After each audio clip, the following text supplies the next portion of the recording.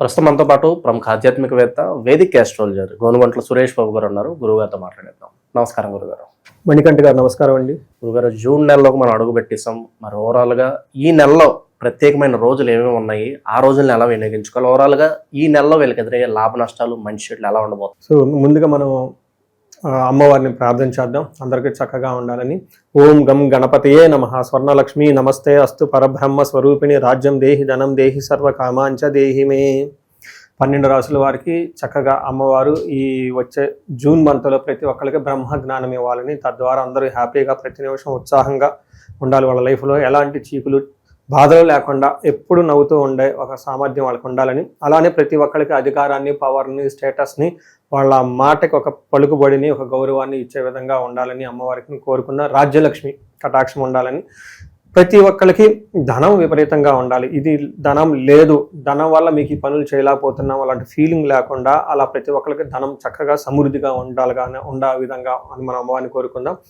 ముఖ్యంగా నాకు బాగా నచ్చింది ఏంటంటే సర్వకామాంచ. ఓకే, అనుకున్న కోరికలన్నీ తక్షణమే. ఎందుకంటే మనం చాలా విషయాల్ని అధికారంతో, పవర్ తోటి కొనలేము, చాలా విషయాలు ధనంతో కూడా చేసుకోలేము. ఇవి కాకుండా అమ్మవారి కృప ఉండటం వల్ల ఇంకెలాంటి కోరికలైనా నేర్చుకోవచ్చు. కాబట్టి సర్వకామార్థ సిద్ధి సర్వకామాంచ దేహిమే. అమ్మవారిని మనకున్న ప్రతి కోరిక కూడా ఇమ్మీడియట్గా తక్షణం ఆ కోరిక అలా రావటం, అలా ఇమ్మీడియట్గా మనకి అనుకున్న పనులు జరిగే విధంగా అమ్మవారి యొక్క కృపాకరణ మన మీద ఉండాలి. ఈ రాశి ఫలాలు వాళ్ళకి అందరికీ, చూసిన వాళ్ళందరికీ 12 రాశుల వారికి ఉండాలని చెప్పేసి, అందరూ బాగుండాలని చెప్పేసి మనం కోరుకుంటూ ముందుకెళ్దామండి. ముఖ్యంగా మనం ఎప్పుడూ చెప్పుకుంటూ ఉంటాం, ఆ ప్రతి ఒక్క మంత్కి కొన్ని విశిష్టతలు ఉంటాయి. ఈ జూన్ మంత్ వచ్చేటప్పటికి అధిక జ్యేష్ఠ మాస పౌర్ణమితో స్టార్ట్ అయ్యి నిజ జ్యేష్ఠ మాస పౌర్ణమితో ఎండ్ అవుతుంది. అంటే 2 పౌర్ణముల మధ్య ఇది ఉంటుంది. ఇందులో ఫస్ట్ 15 days మనకి అధిక మాసం కాబట్టి పెళ్ళిళ్ళు, ముఖ్యమైన కార్యక్రమాలు ఉండవండి. కానీ 15వ తారీఖు నుంచి అక్కడి నుంచి యథావిధిగా పెళ్ళిళ్ళు అవన్నీ చక్కగా ఉన్నాయి.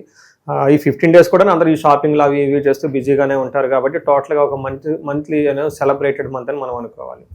తర్వాత ఇందులో ఆధ్యాత్మికంగా మనం చూసుకుంటే, ఇందులో ఈ మంత్లో 2 శని త్రయోదశులు ఉన్నాయండి. ఇది చాలా రేర్గా వస్తుంది. ఒకనొక టైంలో 5 మాసాల వరకు, 6 మాసాల వరకు, లాస్ట్ ఇయర్ అనుకుంటా 5 months వరకు శని త్రయోదశ రాలేదు. సో ఈసారి పర్టికులర్గా శనికి సంబంధించిన రాసులు ఎవరైనా బాధలు పడుతూ ఉన్నారో వాళ్ళకి ఆ 2 శని త్రయోదశులు ఉన్నాయి కాబట్టి చక్కగా సద్వినియోగం చేసుకోవాలి. వీటితో పాటుగా ఏరువాక పున్నమి అని ఉంటుందండి. అది చాలా విలేజెస్లో ఇంకా బాగా సెలబ్రేట్ చేస్తారు. ఎద్దులకి చక్కగా కొమ్ములకి రంగులు వేసేసి, గంటలు కట్టి, ములికర్ర పట్టుకొని, ఒక తప్పట్లో పెట్టుకొని, అవన్నీ ఏమంటారు భజంచీలు పెట్టుకొని గుడి చుట్టూ తిరిగేసి అక్కడి నుంచి వెళ్ళిపోయేసి అరకలు దున్నుతూ ఉంటారు పొలాల్లో. ఈ ఏరువాక పున్నమి ఈ విలేజెస్లో ఇప్పటికీ చాలా చక్కగా బ్రహ్మాండంగా చేస్తుంటారు. అది అందరూ మర్చిపోకుండా సెలబ్రేటెడ్ లాగా చేస్తూ ఉంటారు. అందరూ చేసుకోవాలని చెప్పేసి అది మనం కోరుకుందామండి. ఇలా అన్ని విశిష్టతలు కలిగిన ఈ జూన్ మంత్లో 12 రాసుల వారికి ఎలా ఉందో మనం చూద్దాం. జ్యోతిష శాస్త్రం ప్రకారంగా ఇంకొక ముఖ్యమైన విషయం ఏంటంటే, ఇందులో 5 గ్రహాలు మారుతూ ఉన్నాయండి. గురువు మారుతున్నారు జూన్ 2న. తర్వాత గురువుతో మాటు జూన్ 8న వచ్చేటప్పటికి శుక్రుడు మారుతున్నారు. 21వ తారీఖున జూన్ మారుతున్నారు. 15వ తారీఖు సూర్యుడు మారుతూ ఉన్నారు. 2 రోజుల ముందే అంటే 29కి వచ్చేటప్పటికి బుధుడు కూడా మారుతూ ఉన్నారు. అంటే టోటల్గా 5 గ్రహాల యొక్క ఇంపాక్ట్ ఈ మంత్లో వీళ్ళకి ఎలా ఉందో మనం తెలుసుకునే ప్రయత్నం మనం చేద్దాం. విశేషంగా జూన్ నెల 2026 కుంభరాశి వాళ్ళకి ఎలాంటి ఫలితాలు ఉండబోతున్నాయి, వీళ్ళకి ఎలాంటి లాభ నష్టాలు మంచి చెడులు ఎదురుకాబోతున్నాయి గురుగారు? సో మనం కుంభరాశితో చూసుకుంటే కొంచెం ఈ మంత్ జాగ్రత్తగా ఉండవలసిన మాసం అని మనం చెప్పుకోవచ్చు. ముఖ్యమైన గ్రహాలు వీళ్ళకి ప్రతికూలంగా ఉన్నాయి, అవకాశం ఎక్కువ ఉంది. అందులోని గురువు మారటంతో కొంచెం బాగా, ఇప్పటిదాకా వీళ్ళకి వెన్నుముకగా నిలిచిన గురువు కొంచెం మారటంతో కొంచెం ఆటంకాలు వచ్చే అవకాశం ఉంటుంది. దీనితో పాటు వేరే గ్రహాలు కూడాను మనం చూసుకుంటే సూర్యుడు అంతంత మాత్రంగా సపోర్ట్ ఇస్తున్నారు. మిగతా గ్రహాలు, సూర్యుడు మాత్రం 5వ స్థానం నుండి మానసికంగా ఒత్తిడి అవన్నీ తీసుకొని వస్తూ ఎక్కువ గ్రహాలు వీళ్ళకి అనుకూలంగా లేవండి. అది మనం చెప్పుకోవచ్చు. ఈ ఒక్క మంత్రం కొంచెం కేర్ఫుల్గా wait and see and take decision అన్న ఒక ప్రిన్సిపల్ ప్రకారం వెళ్తూ ఉంటే బాగుంటుంది. మనం డీటెయిల్స్లో చూస్తే ఫస్ట్ ఇందులో ధనిష్ట 3, 4 పాదాలు, శతభిషం 1, 2, 3, 4 పాదాలతో పాటు ఇందులో పూర్వభద్ర 1, 2, 3, 4 పాదాలు అంతా ఇందులో ఉంటుంది. అయితే పేరు బలం చూసుకుంటే గు, గే, గో, సాసి, సుసేద అన్న లెటర్స్ అంతా కూడా ఈ యొక్క రాశిలోనే ఉంటారని గమనించాలి. మనం సూక్ష్మ గోచారం, లఘు గోచారం ప్రకారం చూసుకుంటే 5వ స్థానంలో సూర్యుడు ఉండటంతో మానసికంగా ఆందోళన ఎక్కువగా ఉంటాయని గమనించాలి. మూడో స్థానంలో కుజుడు మాత్రం చక్కగా ధనయోగ్యతని ఒక మంచి స్ట్రెంగ్త్ అయితే ఇస్తున్నారని తెలుసుకోవాలి. ఐదో స్థానంలో బుధుడు భార్య బిడ్డలతోటి గొడవలు తీసుకొచ్చే అవకాశం ఉంటుంది.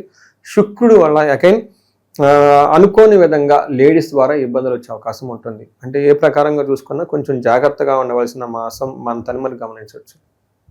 అంటే ఇక్కడ వీళ్ళకి అగైన్ ఒక గ్రహం ఇబ్బంది పెట్టే గ్రహం ఏమంటే శుక్రుడు అని చెప్పుకోవచ్చు. అగైన్ శుక్రుడు వీళ్ళకి 6వ స్థానంలో ఉండటంతో అగైన్ మిక్స్డ్ రిజల్ట్ ఇస్తూ ఉంటుంది. కొన్ని విషయాల్లో లవ్, ప్లేజర్స్, శుభకార్యాలకు తిరగటము, ఇలా ఒక మంచి పనులు చేస్తూనే ఇక్కడ మళ్ళా విరోధ శత్రు పీడానం అంటే వీళ్ళకి ఏమవుతుంది, శత్రువులతోటి విరోధం పెంచుకునే అవకాశం ఉంటుంది. వాళ్ళ ద్వారా పీడించబడే అవకాశం ఎక్కువగా ఉంటుంది. జ్ఞాతీన బంధువుల ద్వారా విరోధం వచ్చే అవకాశంతో పాటు ఆయాసో ధారపుత్ర ద్వేషై, వీళ్ళకున్న పుత్రులు, బంధువులు, ఫ్యామిలీ మెంబర్స్ని వీళ్ళని ద్వేషించే అవకాశం ఉంటుంది అని తెలుసుకోవచ్చు. ఇది ఓవరాల్గా వీళ్ళకి కొంచెం ఆలోచించుకొని కేర్ఫుల్గా ఉండి ఒక 10-15 డేస్, పర్టికులర్గా 15th నుండి 25th వరకు నిదానంగా ఉండి ఇంపార్టెంట్ డెసిషన్స్ అన్నీ కొంచెం పోస్ట్పోన్ చేసుకుని పీస్ఫుల్ టైం వచ్చే వరకు వెయిట్ చేస్తే మంచిదండి. అందులోని ఈ రాశి వాళ్ళకి, మీన రాశి వాళ్ళన్నా, మేష రాశి వాళ్ళన్నా, సింహ, ధనుసు రాశి వాళ్ళు, ఏ రాశులు వాళ్ళు ఇంట్లో ఈ ఇంట్లో ఇంకా ఉంటే ప్రాబ్లం అధికంగా ఉంటుంది. అలాంటి వాళ్ళు కూడా ఒకసారి జాతకం చూపించుకోవడం చాలా చాలా ఇంపార్టెంట్. ఇది పర్టికులర్గా నా రీసెర్చ్లో ఫ్యామిలీ ఒకసారి నేను ఎన్ఆర్ఐలు హోల్ ఫ్యామిలీ చూపించుకుంటూ ఉంటారు. ఎందుకంటే వీళ్ళకి బాగానే ఉంటుంది, వాళ్ళ మిస్సెస్కి ఎవరికో బాగోదు, వీళ్ళకి లైట్గా ఉంటుంది వీళ్ళు నడిచింది. బట్ వాళ్ళ ఇంట్లో ఈ రాశులు రావడంతో ప్రాబ్లం ఇంకా అధికమైపోయి అవుట్ ఆఫ్ కంట్రోల్ సిచ్యువేషన్ ఉంటుంది. ఎందుకైనా కీడించి మేలించమంటారు కాబట్టి ఒకసారి ఈ రాశి వాళ్ళు, ఇందాక చెప్పిన రాశులు వాళ్ళ ఇంట్లో ఉంటే జాతకం చూపించుకోవడం చాలా ఇంపార్టెంట్. తర్వాత కుజుడు వీళ్ళకి 3వ స్థానంలో ఉన్నారండి. కుజుడు 3వ స్థానంలో ఉంటే ఏమవుతుంది, విత్తలాభం, సదా ఆరోగ్యం, ఇష్టసిద్ధి, సుఖావహ, వస్త్రలాభో, ధన ప్రాప్తి, తృతీయ స్థానకే కుజ అంటారు. అంటే ఏమవుతుంది, విత్తలాభం ఆర్థికంగా బాగుంటుంది, సదా ఆరోగ్యం బాగుంటుంది, ఇష్టసిద్ధి అనుకున్న పనులను నడుస్తూ ఉంటుంది, వస్త్రలాభం, ధన ప్రాప్తి చక్కగా ఉంటుంది. అంటే కుజుడు వీళ్ళకి మంచి యోగ్యతను ఇవ్వటంతో పాటు బంగారం కొనే అవకాశం ఎక్కువగా ఉంటుంది. పేరు ప్రఖ్యాతలో సంతానం అవినీతి వస్తుంటుంది, ధైర్యవంతంగా ఉంటారని గమనించుకోవాలి. అంటే ఓవరాల్గా కుజుడు వీళ్ళకి చాలా మంచి యోగ్యతను ఇస్తున్నాడు. ఇందులోనూ ప్రాఫిట్ కానివ్వండి, తర్వాత ప్రోగ్రెస్లో కానివ్వండి, మనీ విషయంలో అన్ని విషయాల్లో చక్కగా ఉంటుందని తెలుసుకోవచ్చు. ఇండివిజువల్గా చూసుకుంటే ఈ టైంలో సూర్యుడు వీళ్ళకి 5వ స్థానంలో ఉండటంతో ఏమవుతుందంటే టూ మచ్ ఎడిక్షన్స్ అయ్యే అవకాశం ఉంటుంది. ఆల్కహాల్ ఎక్కువగా తీసుకోవటం, ప్లేజర్ ట్రిప్స్ ఎక్కువగా చేసుకోవటం, అన్వాంటెడ్ ఫ్రెండ్షిప్ చేసుకోవటం, ఇవన్నీ చేసే అవకాశం ఎక్కువ ఉంటుందని రియల్ టైంలో మనం చూడొచ్చు. అప్పటిదాకా బాగుంటారు, ఆ టైంలో గ్యాంబ్లింగ్ వాడాలి, ఆన్లైన్ ట్రేడ్ చేయాలి, ఇది చేయాలనే ఆలోచన ఎక్కువ ఉంటుంది అనమాట వీళ్ళకి. మనం ఈ టైంలో వీళ్ళకి ఏమవుతుందంటే దేహాలాస్యం, అంటే శరీరంలో లేజినెస్ వస్తుంది, వర్క్ చేయాలనిపించదు వీళ్ళకి. తర్వాత మనస్తాపం, ఊరక ఏదో పోగొట్టుకున్నట్టు బాధపడుతూ ఉంటారు. సుహృత్యేషం, ధనవ్యయం, అంటే ఎవరితో గొడవలు పెట్టుకుంటారు, స్నేహితుల వల్ల ఇబ్బందులు ఉంటాయంట, వీళ్ళ స్నేహితులు వీళ్ళని ద్వేషిస్తూ ఉంటారు అని చెప్తూ ఉంటారు. దీని తగ్గకుండా బుద్ధి చాంచల్యం ఆప్నోతి, మనసు అనేది నిలకడగా ఉండదు, సరిగ్గా డెసిషన్ తీసుకోలేరు. కొంచెం ఇంపార్టెంట్ అయిన పనులు వీళ్ళు నెక్స్ట్ మంత్కి పోస్ట్పోన్ చేసుకుంటే చాలా మంచిది. పర్టికులర్గా హయ్యర్ అఫీషియల్తో మాట్లాడటం, లేదంటే లాంగ్ విజన్తో ఏదైనా పని చేయాలనుకుంటే వాటికి సంబంధించిన క్లారిటీ ఉండదు. కాబట్టి కొంతకాలం వెయిట్ చేసి ఒక 1 month అట్లీస్ట్ వీళ్ళు 15th నుంచి 25th ఒక 10 days వెయిట్ చేసే తర్వాత బాగుంటుందని తెలుసుకోవచ్చు. ప్రస్తుత కాలం వీళ్ళు ఎలాంటి పరిహారాలు చేసుకోవాలి గురువుగారు? వీళ్ళు శనికి యాజిటీస్గా పరిహారాలు చేసుకుంటూ పాటు గురువుకి సంపూర్ణ శాంతి పూజలు, శనికి సంపూర్ణ శాంతి పూజలు చేయించుకుంటే చాలా వరకు ఈ యొక్క తీవ్రత తగ్గుతూ ఉంటుంది. దీనితో పాటుగా రవి సరిగా లేనందువలన ఆదిత్య హృదయ స్తోత్రం చదవటం, తర్వాత సూర్య నమస్కారాలు చేసుకొని సూర్యుడికి ఆరోగ్యం చేయటం లాంటి పనులు చేస్తే ఆ యొక్క సూర్యుని యొక్క ప్రభావం వీళ్ళ మీద పడకుండా చక్కగా ఉంటారని తెలుసుకోవచ్చు. అలానే శుక్రవారం కొంచెము నియమనిష్టలతో కలిసి మంచిగా చక్కగా బట్టలు వేసుకున్న రోజు బయటకు వెళ్ళేటప్పుడు లేడీస్ పెద్దవాళ్ళ యొక్క ఆశీర్వాదం తీసుకొని వెళ్తే చాలా బాగా కలిసి వస్తుంది. తులసి చెట్టుకి పూజ చేస్తే చాలా బాగుంటుంది. లక్ష్మీ అమ్మవారికి సంబంధించిన గుళ్ళు, లేదంటే లక్ష్మీనారాయణ, లేదంటే సీతారాములు, ఇలా విష్ణుమూర్తికి సంబంధించిన ఆలయాలు ఏదైనా విజిట్ చేసి లక్ష్మీ సమేతంగా ఉన్న గుడులు విజిట్ చేస్తే చాలా బాగుంటుంది. ఇండివిజువల్గా ఇంకా వాళ్ళకి ఇది కొంచెం వీళ్ళకి రాశి వాళ్ళకి ఏలినాటి ప్రభావంతో ఉన్నారు. ఇప్పుడు కొంచెము గురువు కూడా అనుకూలంగా లేరు కాబట్టి ఇండివిజువల్గా ఏదన్నా జాతకం బాగలేనప్పుడు అపాయింట్మెంట్ తీసుకుంటే బాగుంటుంది.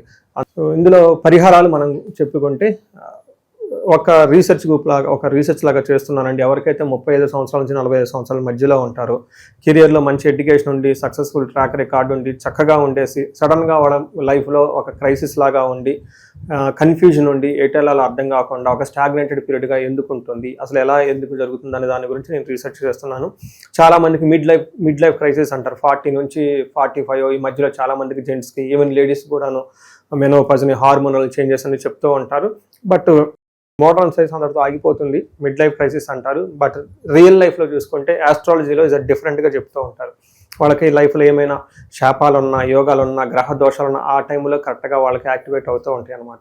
ఈ టైంలో ఎవరైనా కనుక ఆగిపోయి ఉంటే ఒక్కసారి ఇండివిజువల్గా జాతకం చూపించుకొని ఒక్కసారి టోటల్ థరో స్కాన్, వాళ్ళ అసలు హారోస్కోప్లో ఎన్ని 11 నుంచి 13 రకాల శాపాలు ఈజీగా ఉంటాయి, అవన్నీ ఈ టైంలో యాక్టివేట్ ఉన్నాయా, ఏ దశలో, ఈ దశలో ఏమైనా వాళ్ళ జన్మజాతకంలో దశాభుక్తికి సంబంధించిన గ్రహాలు ఏమైనా దోషాలు ఉన్నాయా, అవన్నీ చెక్ చేసేసుకొని వాటికి సంబంధించిన పరిహారాలు చేసుకుంటే లైఫ్ 10 గంటల ముందెళ్ళే అవకాశం చాలామందికి ఎక్కువ ఉంటుందండి.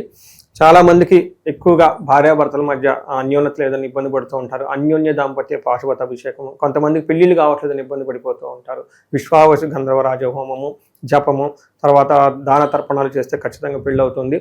చాలామందికి ఈ టైంలో మనీ సోర్సెస్ లేదంటే ఇబ్బంది పడిపోతున్నాము అనుకుంటే స్వర్ణలక్ష్మి విశేష హోమం అని ఉంటుందండి. ఇది అప్పటి నుంచో తరతరాలుగా ఉపాసన చేస్తున్న మంత్రము. దీని ద్వారా కనుక వాళ్ళకి చక్కగా సంపూర్ణమైన పూజ చేయాలన్నమాట. 1,00,000 సార్లు జపం చేసి, హోమం చేసి, దానాలు తర్పణాలు అవన్నీ చేస్తే, పాశుపత అభిషేకాలు చేస్తే ఆ యొక్క ధన ప్రవాహం వస్తుంది. మృత్యుంజయ పాశుపత అభిషేకము, సంతాన పాశుపత అభిషేకము, వీటితో పాటు వివాహానికి సంబంధించి శీఘ్రంగా వివాహానికి సంబంధించిన గౌరీ వర పాశుపత అభిషేకము, ఇలా ఎన్నో రకాల మనకి సమాధానాలు, సొల్యూషన్స్, రెమెడీస్ రూపంలో ఉన్నాయండి. ఎవరికైనా కనుక మేము ఆగిపోయాము లైఫ్లో అని అనుకుంటే ఒక్కసారి ఇండివిజువల్గా జాతకం చూపించుకొని అందులో దాని కారణాలు ఏంటో తెలుసుకొని ఆ యొక్క తీవ్రతను బట్టి అనమాట, ఆ యొక్క సమస్య తీవ్రతను బట్టి పరిష్కారాలు చక్కగా చేసుకుంటే లైఫ్ అనేది స్మూత్గా చక్కగా వెళ్తుంది. అందరికీ అమ్మవారు అష్టైశ్వర్యాలు ఇవ్వాలి, భోగభాగ్యాలు ఇవ్వాలి, అందరూ చక్కగా ఉండాలని చెప్పేసి మనం అమ్మవారిని కోరుకుంటూ సెలవు తీసుకుందాం అండి. నమస్తే.